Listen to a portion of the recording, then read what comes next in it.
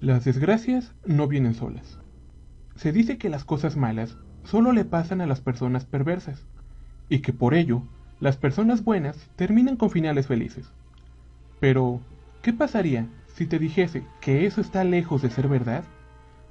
Lo cierto es que la vida y el propio universo se manejan por medio del azar, y por ello, muchas veces, las peores cosas le suceden a personas inocentes. Y no solo inocentes, también a las personas más desamparadas. Nuestra siguiente historia es la prueba de ello. Nos encontramos en los años 60, a las afueras de la Ciudad de México, antes Distrito Federal, y una niña de escasos recursos, de nombre María, regresaba de la escuela a pie. Era temprano, cerca de las 2 de la tarde, pero al vivir a las afueras de la ciudad, la niña de 9 años tenía que caminar cerca de 3 kilómetros hasta la estación de autobuses que la llevaría cerca de casa, donde por lo general su madre la esperaba. Esta rutina se repetía toda la semana, hasta el punto en que la madre terminó confiando en la responsabilidad y precaución de la niña.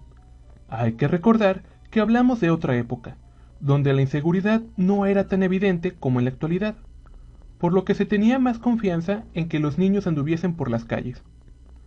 Pues bien, por casi 2 años, la niña iba y venía de la escuela sin mayor problema, hasta que la desgracia finalmente ocurrió.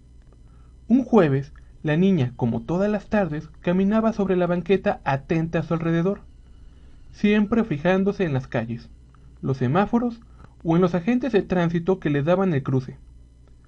Lástima que el auto que la arrolló no vendría de ninguno de esos lugares. Resulta que, justamente a mitad de cuadra, el Volkswagen Escarabajo de Mario saldría a toda prisa de su cochera sin abrir la puerta. Aparentemente, Mario había estado bebiendo toda la noche y parte de la mañana, por lo que estaba fuera de sí.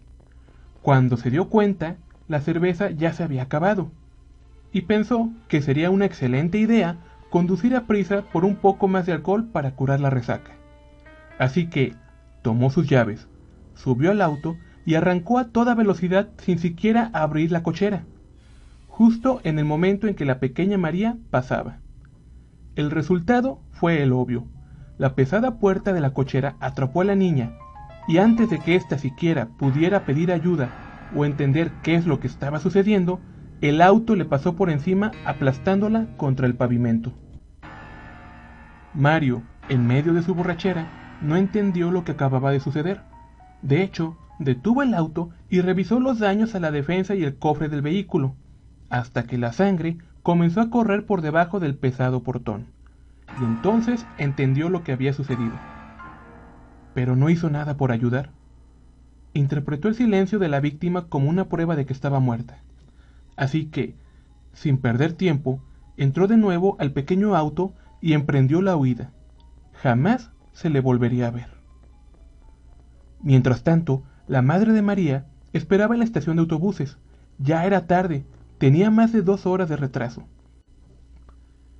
Sin embargo, no era raro que a su hija se le pasara la corrida de 1 o 2 autobuses, ya sea por tráfico, alguna manifestación o sencillamente porque se quedara jugando con sus amigos. Si fue esto último, la regañaría sin duda. Era desconsiderado que la hiciera esperar tanto. Pero la niña nunca llegó. Cada vez más preocupada, la señora Guadalupe tuvo que esperar hasta el día siguiente, cuando el servicio de autobuses se reanudara. Aquella noche no pudo dormir. Su corazón ya le decía que algo muy malo había pasado. A la mañana siguiente, a las 6 en punto, doña Guadalupe, como se le conocía en el pueblo, acudió a tomar el primer autobús con rumbo al Distrito Federal. El viaje se le hizo eterno. Lo primero que hizo al bajar del vehículo fue caminar hacia la escuela. Llegaría en 1 hora o 2, pero no importaba. Así podría recorrer el lugar en busca de su hija, o tal vez hablar con un policía, no estaba segura. Resultó que el día anterior María había ido a clases con toda normalidad, y que se había ido a la hora normal como todos los días. El mismo maestro se aseguró de que no se quedara a jugar después de clase, pues sabía que María debía recorrer un largo camino a casa. Entonces, qué había sucedido.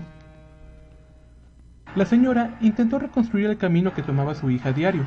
No lo recordaba a detalle, pero estaba segura de haberle dicho que usara las calles más concurridas para mayor seguridad. Iba atenta a cualquier señal de su hija, hasta que vio un diario en un puesto de periódicos. En primera plana estaba un encabezado que decía: niña pequeña aplastada por un bocho. Responsable se da a la fuga. La pobre mujer sintió cómo se le encogía el estómago y automáticamente comenzó a implorar porque su hija no fuese la de la fotografía. Hasta que vio la foto a detalle y reconoció la mochila que su abuela le había tejido. Guadalupe no pudo más. Sintió cómo las lágrimas se le escapaban. Su pequeña estaba muerta.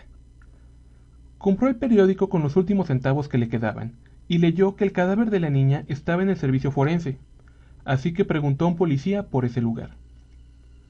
El oficial se compadeció de Guadalupe y la llevó en su patrulla hasta el servicio forense, donde reconoció el cadáver y pidió llevárselo. Pero el médico, de mala cara y casi con desprecio al ver que se trataba de una mujer pobre, se negó a entregar el cuerpo hasta que trajera un ataúd para la niña. Guadalupe, entre sollozos, le dijo que no tenía dinero, que lo último lo había gastado en el periódico donde se enteró de lo sucedido.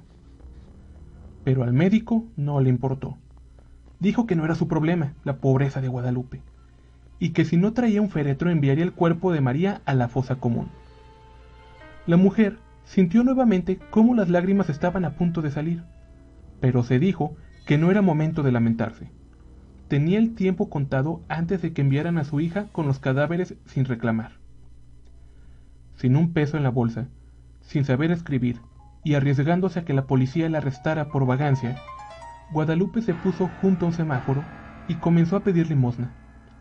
En los escasos 90 segundos que duraba la luz roja en aquella avenida, la mujer explicaba por qué pedía dinero y aclaraba que si no le creían podían acompañarla sin problemas al servicio médico que estaba a escasas 5 calles de ahí.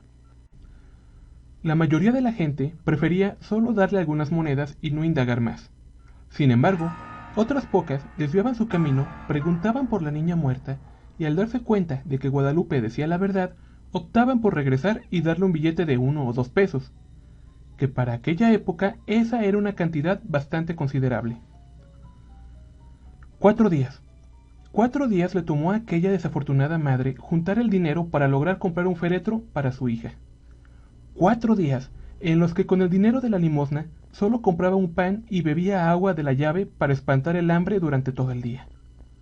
4 días en los que la mujer dormía en los parques o bajo algún monumento para resguardarse del frío. La mujer no hacía más que preguntarse si el cadáver de su hija aún seguía en el servicio forense o si ya no podría recuperarlo. Afortunadamente, después de tantas desgracias, Guadalupe logró juntar el dinero suficiente para comprar un ataúd para niños. Era el más austero que había. No le alcanzó para nada más. De hecho, el vendedor, al ver que le faltaban algunos pesos para comprar la caja, optó por hacerle un descuento. Según le dijo, la venta no le dejaría ganancias, pero al menos recuperaría el costo de la caja. Así fue como Guadalupe salió de la funeraria con una austera caja blanca, de apenas poco más de 1 metro de largo.